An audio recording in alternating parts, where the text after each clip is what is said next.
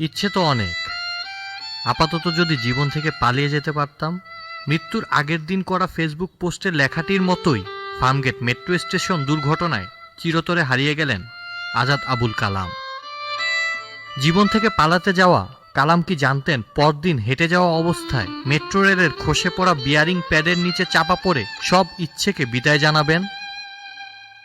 ২৬ October বেলা ১২:৩০টার দিকে ঢাকার ফার্মগেট এলাকায় মেট্রো লাইনের বিয়ারিং প্যাড খুলে পড়ে পথচারী আবুল কালামের মৃত্যু হয়। বিয়ারিং প্যাড পড়ে নিহত ৩৫ বছর বয়সী প্রবাস ফেরত আবুল কালাম শরীয়তপুরের নড়িয়া উপজেলার ঈশ্বরকাঠি এলাকার জলিল চৌকিদারের ছেলে। আবুল কালামের স্বজনদের আহাজারিতে ভারী হয়েছে সোহরাওয়ার্দী মেডিকেলের পরিবেশ।